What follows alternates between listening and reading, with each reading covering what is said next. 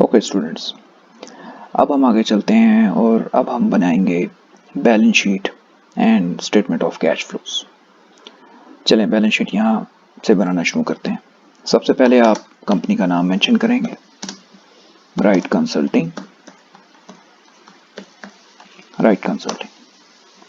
Then जो statement आप बना रहे हैं, बैलेंस शीट बना रहे हैं, तो जो भी फाइनेंशियल स्टेटमेंट बना रहे हैं उसके बाद आप उस फाइनेंशियल स्टेटमेंट का नाम मेंशन करेंगे and after this you will mention the date, that is balance sheet में पूरे साल की क्योंकि बनती है तो आप ये कह सकते हैं कि it is for the whole year and you can write it like this, December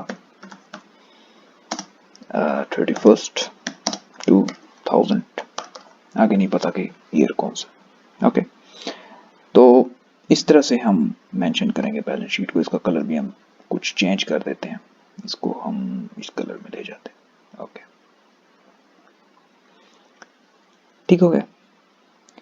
So now in this way you have to write the financial statement. Okay, चले यहाँ इसको, अच्छा इसमें अब हम कॉलम जो बनाएंगे, इसमें एक कॉलम बनेगा एसेट्स, अमाउंट एंड लाइबिलिटीज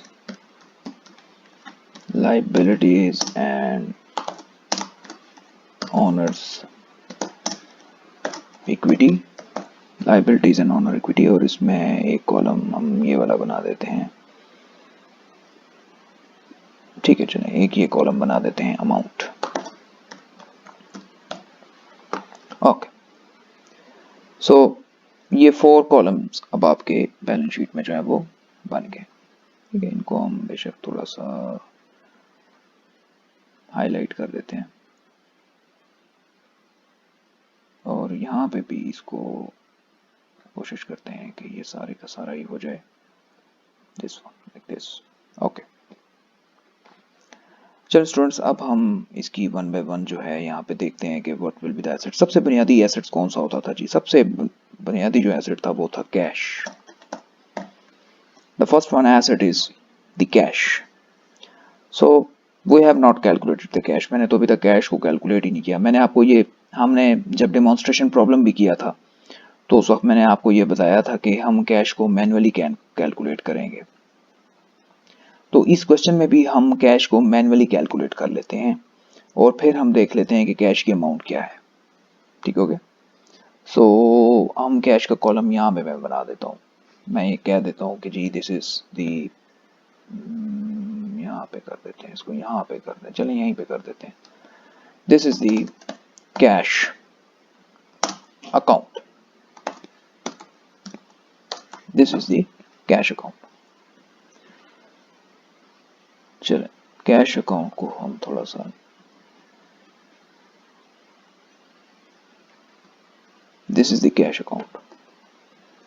अच्छा, कैश में सबसे पहली जो अमाउंट ऐड हुई थी वो थी the investment by the owner, that is 60,000.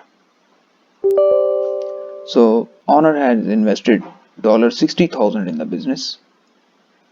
$60,000 ने ओनर ने जो है इन्वेस्टमेंट की थी बिजनेस के अंदर। तो सबसे पहले हम $60,000, ये बिजनेस के पास, दिस इज द रिसीविंग, ये बिजनेस के पास पैसे आए हैं तो ये पॉजिटिव कैश फ्लो है, ठीक। This is the positive cash flow 60,000। 60,000 हम ऐड कर रहे हैं।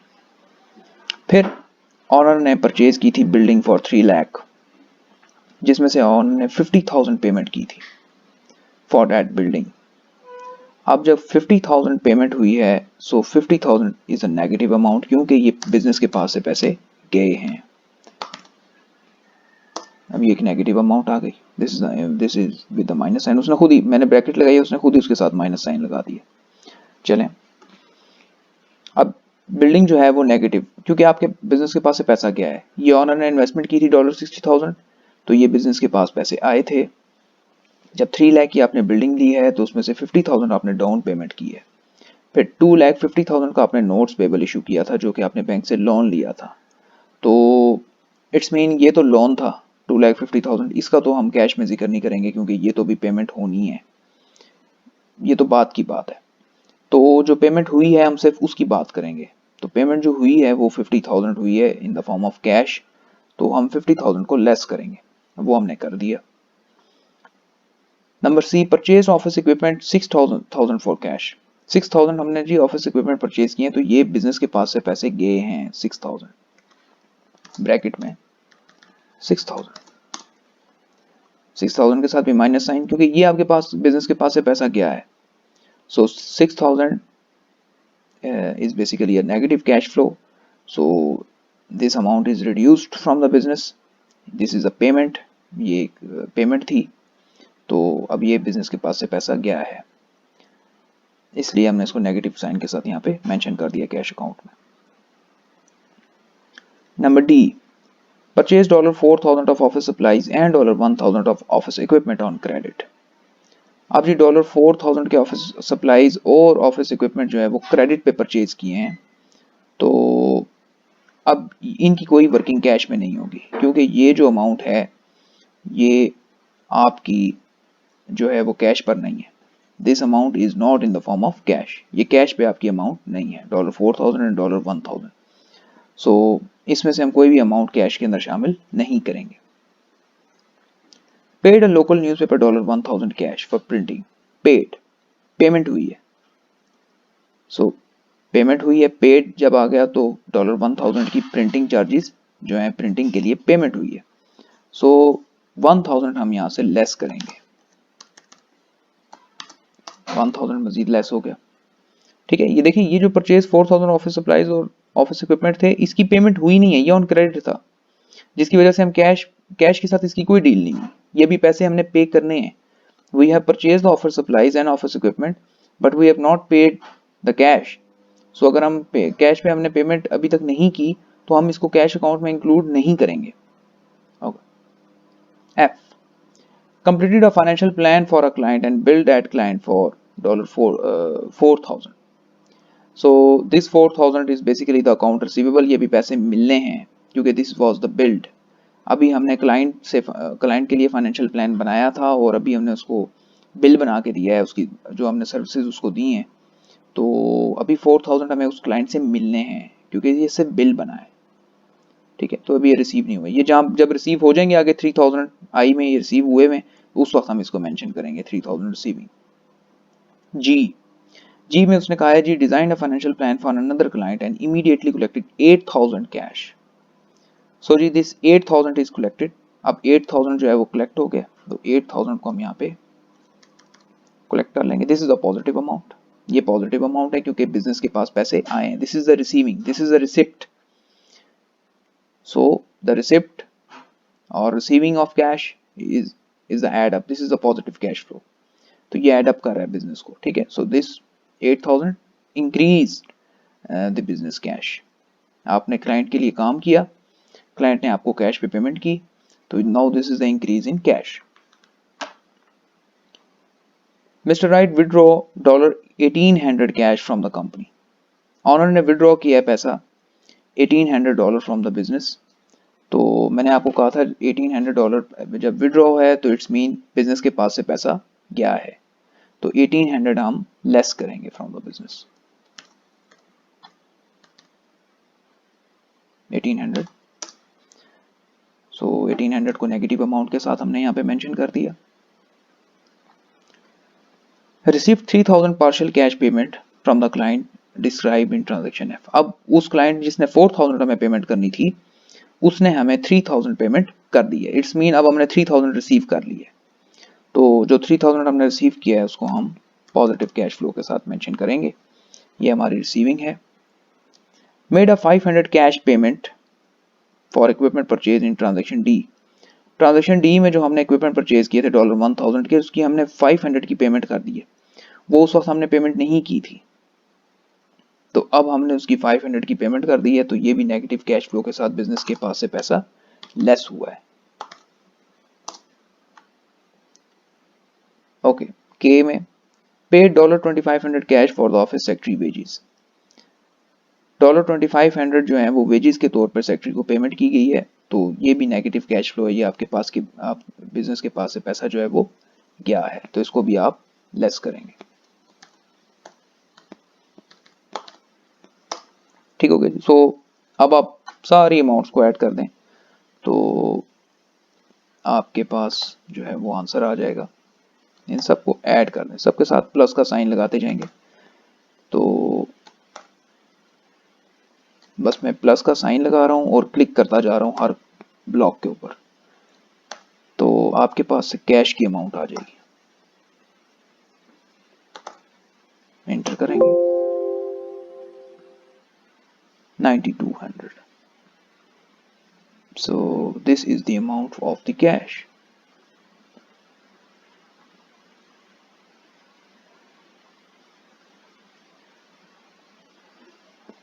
चलिए बेशक इसको रेड में ही कर देते हैं।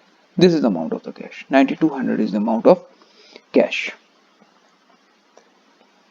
तो यहां पर हम इक्वल्स टू का साइन लगाते हैं और इस अमाउंट को ऐड कर देते हैं। ये देखें, ये अमाउंट यहां पे भी आ गई है। ठीक है, कैश की अमाउंट हमने कैलकुलेट किया, दैट इज 9200। पॉसिबली इसमें कोई गलती भी हो सकती है। अब ये बात की बात है अगर कि यहाँ पे कोई गलती ना हो गई हो। लेट्स सी आंसर अगर मैच हो गया तो उससे पता लग जाएगा कोई गलती नहीं हुई। Okay okay, second one important asset is the account receivable. Account receivable वो कितने के थे, कितने के थे जी? अकाउंट रिसीवेबल, अकाउंट रिसीवेबल्स थे हमारे, जो हमें पैसे अभी मिलने हैं वो सिर्फ ये वाली इस ट्रांजैक्शन के मिलने हैं, जो $4000 हमें क्लाइंट ने देने थे, जिसमें से उसने $3000 हमें दे दिए थे, लेकिन $1000 अभी तक रहते हैं ये वाले। तो ये 1000 हम यहाँ पे मेंशन करेंगे। ठीक हो गया। इसके बाद अब हम एसेट्स की तरफ, मजीद एसेट्स की तरफ आ जाएंगे, जिसमें एक बुनियादी एसेट यहाँ पर नजर आ रहा है, ऑफिस इक्विपमेंट। अब ऑफिस इक्विपमेंट को देखते हैं हम कि इसकी अमाउंट क्या है। यहाँ पर ऑफिस इक्विपमेंट है जी। यहाँ पर ऑफिस इक्विपमेंट हैं। सबसे पहले ऑनर ने परचेज किए थे 30,000 के। उसके बाद ऑफिस इक्विपमेंट परचेज किए गए दोबारा 6,000 के। सो 30,000 प्लस 6,000 36,000, और उसके बाद फिर दोबारा परचेज किए गए ये ट्रांजैक्शन डी में जाकर $1,000। सो 3 जगहों पे ऑफिस इक्विपमेंट परचेज हुए हैं। एक ट्रांजैक्शन ए में हुए हैं 30,000 के, फिर ट्रांजैक्शन सी में हुए हैं 6,000 के, और फिर ट्रांजैक्शन डी में हुए हैं 1,000 के। तो टोटल कितने हो गए? 37,000 के हो गए। ठीक है, इसका अलग से अकाउंट बनाने की जरूरत नहीं है क्योंकि सामने सिंपल है, इसलिए हम इसको अकाउंट इसका अलग से, क्योंकि कैश का अकाउंट बनाने की जरूरत थी क्योंकि सबसे ज्यादा ट्रांजैक्शन कैश की थी, इसलिए उसको हमने अलग से मेंशन कर दिया। अब ऑफिस इक्विपमेंट की क्योंकि सिर्फ 3 ही ट्रांजैक्शन थी, इसलिए हमने इजीली हम उसको एक्सेस कर सकते थे सामने। ओके, बिल्डिंग कितने की परचेज की थी जी हमने, पूरी वैल्यू के साथ। अब एक बात याद रखिएगा कि बैलेंस शीट में चाहे आपने कोई एसेट कैश पे पेमेंट की है या क्रेडिट पे भी रहती है, आप उसको बैलेंस शीट के अंदर पूरी वैल्यू के साथ मेंशन करेंगे, क्योंकि बैलेंस शीट का मतलब ही यही है कि ये बताती है कि आपने अपने एसेट्स को क्या डेट पे फाइनेंस किया है या इक्विटी पे फाइनेंस किया है। तो ये दोनों चीजें बताती है। This is the purpose of balance sheet. Balance sheet show यही बात कर रही है कि आपने अपने एसेट्स को फाइनेंस कैसे किया है, आइदर थ्रू डेट किया है या इक्विटी किया है। तो मैंने आपको बताया था सिर्फ 2 ही सोर्स हैं फाइनेंसिंग की, और या डेट या इक्विटी है।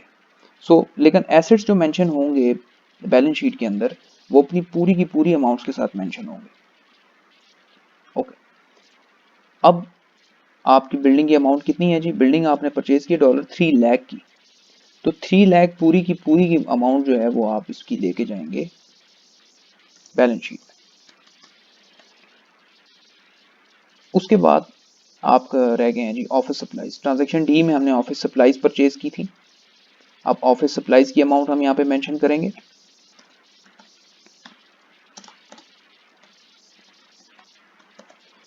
ऑफिस सप्लाईज की अमाउंट जो है, ये कॉलम चला मैं थोड़ा सा इसको वाइट कर देता हूँ। ओके, ऑफिस सप्लाईज की जो अमाउंट है वो कितनी है, $4,000। $4,000 की ऑफिस सप्लाईज परचेज की हैं, तो पूरी अमाउंट के साथ ऑफिस सप्लाईज भी यहाँ पे मेंशन होगी, दैट इज $4,000। चलें, अब यहाँ तक तो हमने ये कर लिया। अब हम देखते हैं जी हमने लाइबिलिटीज के अंदर क्या क्या चीजें हमारी थी। सबसे first one liability is basically the notes payable.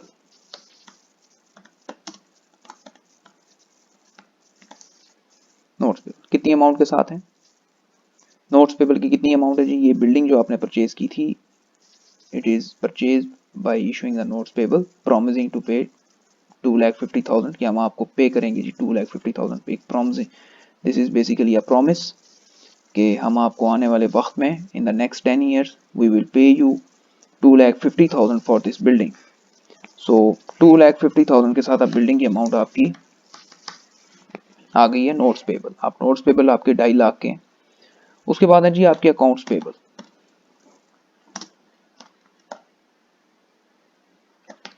Accounts payable, accounts payable वो जो है वो लाइबिलिटी होती है जिसमें इंटरेस्ट शामिल नहीं होता। नोट्स पेबल वो लाइबिलिटी होती है जिसमें इंटरेस्ट शामिल होता है, लेकिन क्योंकि ये बेसिक लेवल है आप लोगों का, इसलिए वो इंटरेस्ट की बात कर ही नहीं रहा इसमें बीच में, ठीक है। सिर्फ आपके समझने की बात सिर्फ इतनी सी है कि नोट्स पेबल इंटरेस्ट के साथ होते हैं और usually for the long period of time होते हैं, और अकाउंट्स पेबल जो हैं वो usually for the short period of time होते हैं और इसमें इंटरेस्ट नहीं होता। ओके, सो अकाउंट्स पेबल कितने के हैं, कितनी पेमेंट अभी आपने करनी है। हमने ट्रांजैक्शन डी के अंदर 4,000 की ऑफिस सप्लाईज परचेज की थी और 1,000 के जो है वो ऑफिस इक्विपमेंट परचेज किए थे, ठीक है। ट्रांजैक्शन डी के अंदर 4,000 की ऑफिस सप्लाईज परचेज की थी और 1,000 के ऑफिस इक्विपमेंट परचेज किए थे। तो ये 5,000 के ऑलमोस्ट अकाउंट्स पेबल हो गए कि जिनकी भी आपने पेमेंट नहीं की थी, लेकिन इसमें से 500 पेमेंट होगी थी, 500 जो कि हमने कैश में से लेस भी कर दिया, ये देखें। तो इसका मतलब ये हुआ कि फिर अब 500 तो हम यहाँ पे ये तो पेमेंट हो गई है, तो पीछे कितने रह गए, 4,000 प्लस ऑफिस इक्विपमेंट की 500 की पेमेंट अभी रहती है। सो दिस इज 4,500, ठीक है। इसके बाद ऑनर्स इक्विटी कितने की है, चलें आप ऐसे भी कर सकते हैं कि टोटल लाइबिलिटीज कर दें, total liabilities. So total liabilities can be equals to this plus this, ठीक हो गई। These are the total liabilities. अब है जी आपकी honours equity.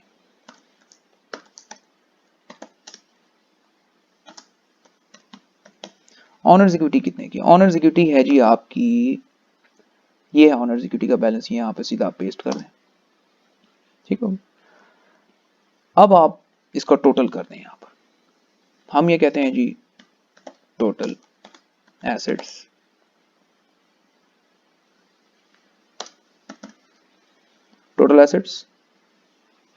is equals to cash plus account receivables plus 37,000 plus 3 lakh plus 4,000,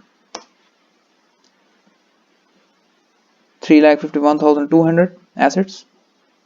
and similarly हम यहाँ पे कहते हैं जी टोटल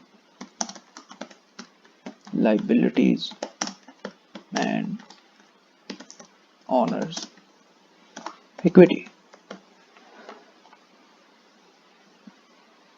चलिए कुछ ज़्यादा ही आगे चली गई है, उसको टी डॉट कर देते हैं। ओके, तो ये अमाउंट कितने की है, इक्वल टू का साइन लगाएं, इन सबको ऐड करना है, सॉरी इन सबको ऐड नहीं करना, टोटल लाइबिलिटी प्लस इक्विटी को ऐड करना है, बस इन दोनों को ऐड करना है, ठीक है, because this is a total liabilities and owner equity. तो स्टूडेंट्स देखें ये अब आपका total assets are equals to total liabilities and owner equity. ये आप देख सकते हैं कि ये बैलेंस हो गया है, ठीक है। इसको हम हाईलाइट कर देते हैं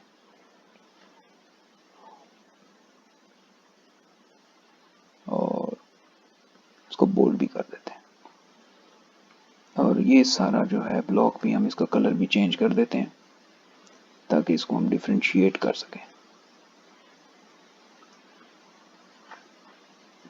ठीक हो गया। सो ये हो गया आपका। चलें इसमें हम अमाउंट के कॉलम को भी थोड़ा सा सेपरेट कर देते हैं, इसको अलग से और इसको यहाँ पर अलग से।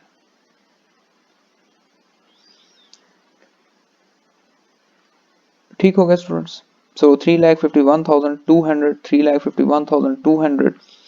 So now the total assets equals to the liabilities plus honor equity। यही इक्वेशन मैंने आपको बैलेंस शीट की बताई थी और आपकी स्लाइड्स में यही इक्वेशन गिवन है, that total assets must be equal to liabilities plus honors equity। यहां तक अब आपको बात आई थिंक क्लियर हो चुकी है। अब हम बनाएंगे जी cash flow statement. Cash flow statement, cash flow statement जो है हम यहीं पे बना लेते हैं। कैश फ्लो स्टेटमेंट यहाँ नीचे बना लेते हैं, चलें बैलेंस शीट के साथ ही नीचे कैश फ्लो स्टेटमेंट भी बना लेते हैं। इसी तरीके से आप नाम मेंशन करेंगे।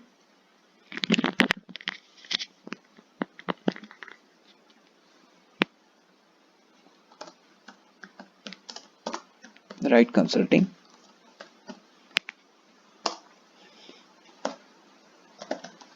Statement of cash flows and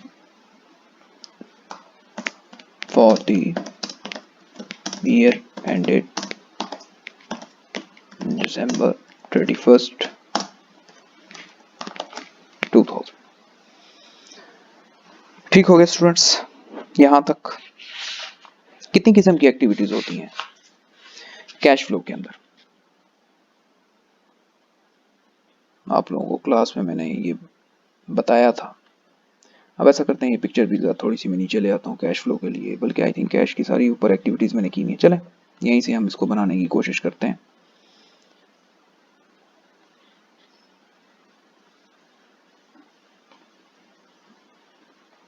cash flow statement.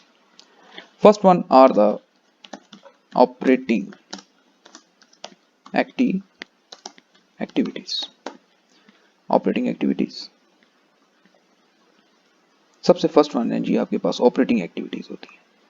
तीन किस्म की एक्टिविटीज मैंने आपको बताई थी। एक ऑपरेटिंग एक्टिविटीज होती हैं, एक इसके लिए हम चलो 3 कॉलम्स यहाँ पे छोड़ देते हैं। फिर होती हैं जी इन्वेस्टिंग एक्टिविटीज, और फिर हम यहाँ पे हमने कितनी चीज़ें परचेज की हुई हैं, इक्विपमेंट्स परचेज किए हैं, बिल्डिंग परचेज की है, और हमने चले 3-4 कॉलम में यहाँ पे छोड़ देता हूँ फाइनेंसिंग एक्टिविटीज। 3 किस्म की एक्टिविटीज होते हैं।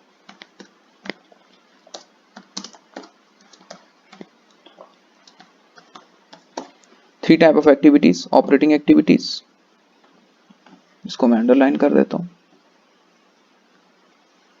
इन्वेस्टिंग एक्टिविटीज, इसको भी अंडरलाइन कर लेते हैं, और फाइनेंसिंग एक्टिविटीज, इसको भी अंडरलाइन कर लेते हैं।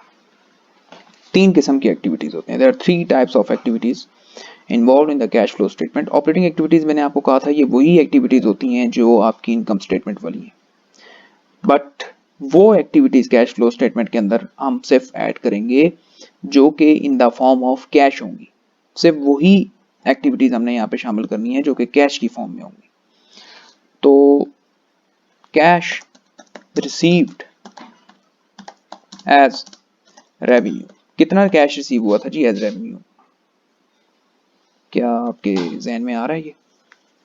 How much cash we have received in the form of revenue in this particular year, जो कि हम बात कर रहे हैं December 31st।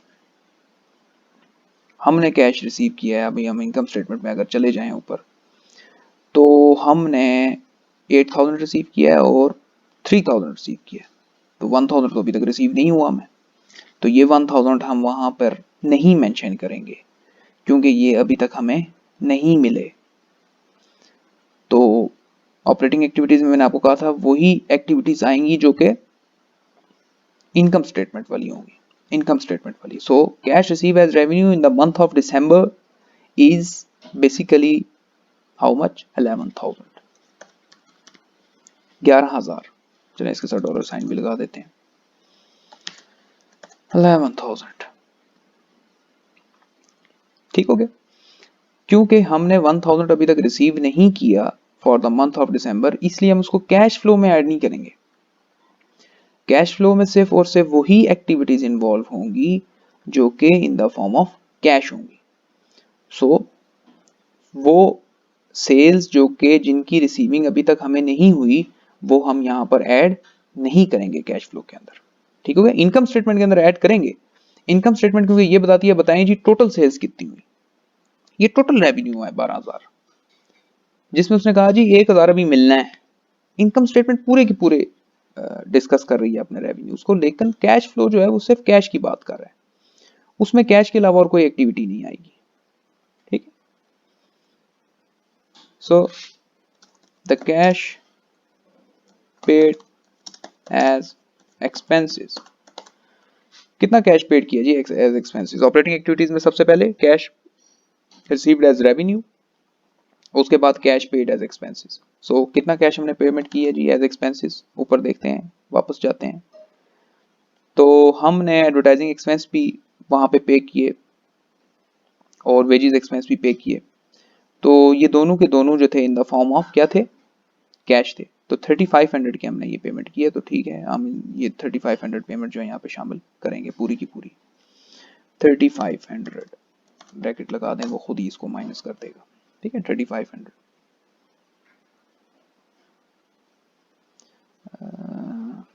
देखते हैं इसको क्या, अगर डॉलर साइन लगाएंगे तो ब्रैकेट डॉलर 3500 सॉरी 1000 हो गया,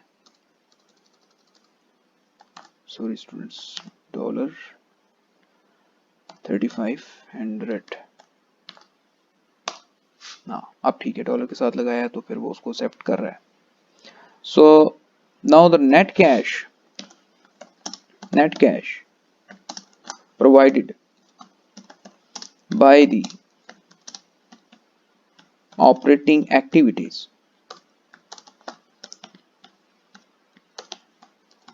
कितना है जी? Net cash provided by the operating activities, how much? यहां आउटर कॉलम में आपके पास अमाउंट आ जाएगी, इन दोनों को ऐड करेंगे तो आपके पास कितना है जी? ऑपरेटिंग एक्टिविटी से हमें 7500 मिला इन द फॉर्म ऑफ कैश। हमें जो ऑपरेटिंग एक्टिविटीज से पैसे रिसीव हुए हैं इन द मंथ ऑफ दिसंबर वो हैं 7500। 11,000 हमने सेल्स की थी और 3500 हमने एक्सपेंस बियर किया था। तो 11,000 में से 3500 लेस हुआ तो 7500 आ गया। ठीक हो गया। 11,000 माइनस 3500 इज इक्वल्स टू 7500। सो ये वो कैश है जो हमारे पास पड़ा हुआ है, ये वो कैश है जो हमें ऑपरेटिंग एक्टिविटीज ने दिया है, रिसीव किया है हमने ये cash. So this is the receiving from the operating activities. Okay okay, अब आगे चलते हैं जी। हमने इन्वेस्टिंग एक्टिविटीज में क्या क्या परचेज किया था? हमने सबसे पहले तो बिल्डिंग परचेज की है, building BUILDING। Okay, building purchase की। बिल्डिंग कितने की परचेज की जी हमने? हमने बिल्डिंग परचेज की है, कितनी पेमेंट हुई थी इस मंथ में बताएं? अब वही बात है, वही सिर्फ अमाउंट ऐड करनी है जो कि इन द फॉर्म ऑफ कैश हुई है। ट्रांजैक्शन बी में बिल्डिंग तो थी तो 3 लाख की, एसेट्स के अंदर मेंशन भी बिल्डिंग हमने 3 लाख से ही की हुई है, लेकिन असल में जो कैश पे पेमेंट हुई है, तो हम कैश फ्लो के अंदर जो पेमेंट बिल्डिंग के लिए हमने की है वो सिर्फ और सिर्फ 50,000 की हुई है इस पूरे साल में। तो हम सिर्फ 50,000 ही मेंशन करेंगे कि बिल्डिंग के लिए जो असल में पेमेंट हुई थी वो 50,000 की हुई थी। तो सिर्फ 50,000 यहाँ से हम लेस कर रहे होंगे बेसिकली। ये अब ये नेगेटिव कैश फ्लोज होंगे क्योंकि ये तमाम पेमेंट्स हैं, ये बिल्डिंग के लिए पैसे हमने पेमेंट की है। डॉलर कितना हो गया जी? 50,000। ठीक है, this is the now this is the negative cash flow, this is the payment. उसके बाद हमने ऑफिस इक्विपमेंट परचेज किए हैं।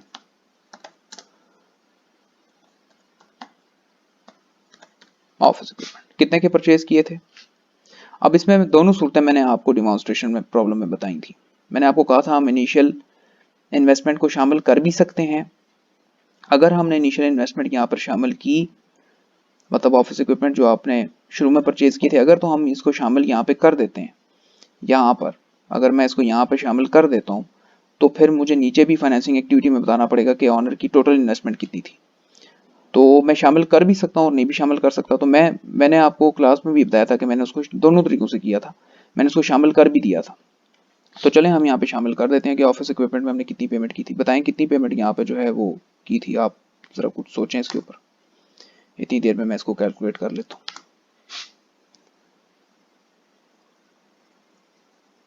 बिल्डिंग परचेज, ऑफिस इक्विपमेंट जो है वो परचेज हुए हैं 30,000 के। 30,000 payment in the form of cash. उसके साथ साथ फिर ऑफिस इक्विपमेंट 6,000 के इन the form of cash payment हुई। और जो ट्रांजेक्शन डी में ऑफिस इक्विपमेंट परचेज हुए हैं ये तो 1,000 ऑन क्रेडिट थे, लेकिन अगर आप इसको देखें तो ट्रांजेक्शन जे के अंदर 500 की पेमेंट भी हुई है।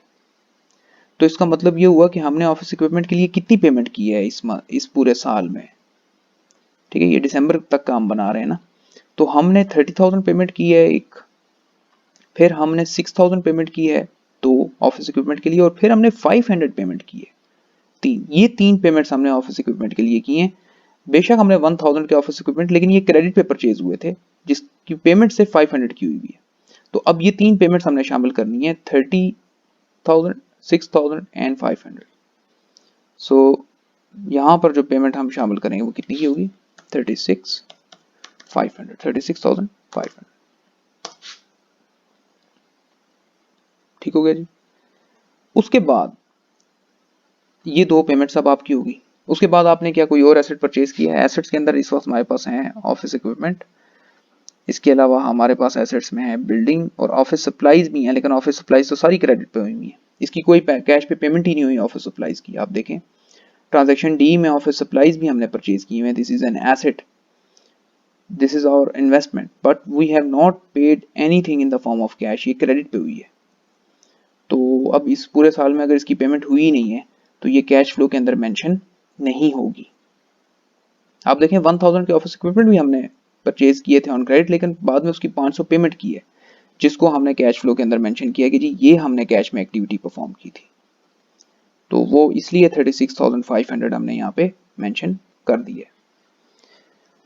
ओके, तो टोटल हमने जो पेमेंट की है जी, इन्वेस्टमेंट जो हमने की है, so cash paid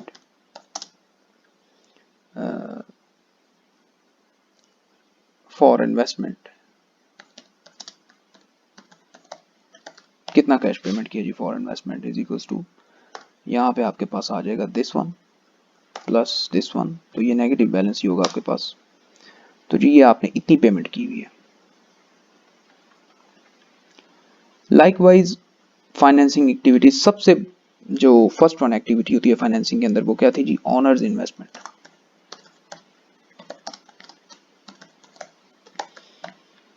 honours investment business के अंदर कितनी की है इज इक्वल्स टू, ये हम ऊपर से ही ले आते हैं इसको, चलें डायरेक्ट अब ले आते हैं यहाँ से ऑनर्स इन्वेस्टमेंट 90,000, ये 90,000 की, क्योंकि ऑनर ने जो है वो एक तो 60,000 कैश में इन्वेस्टमेंट की थी और फिर 30,000 इक्विपमेंट में भी की थी। तो क्योंकि अब हमने इक्विपमेंट्स को ऊपर भी मेंशन किया है तो फिर ये हमें टोटल इन्वेस्टमेंट ऑनर की बतानी पड़ेगी कि ये टोटल इन्वेस्टमेंट ऑनर ने की थी स्टार्ट में।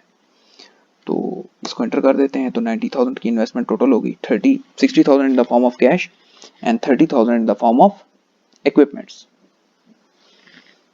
उसके बाद आपकी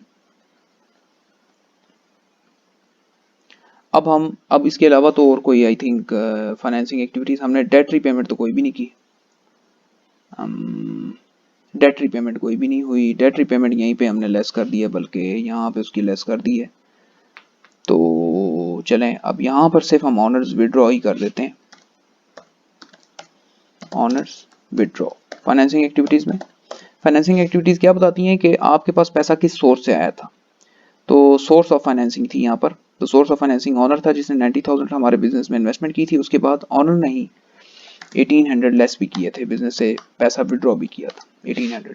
ये ट्रांजैक्शन अगर आपके जहन में हो मैं आपको बता देता हूँ, डॉलर्स के साथ मेंशन कर देते हैं, $1,800।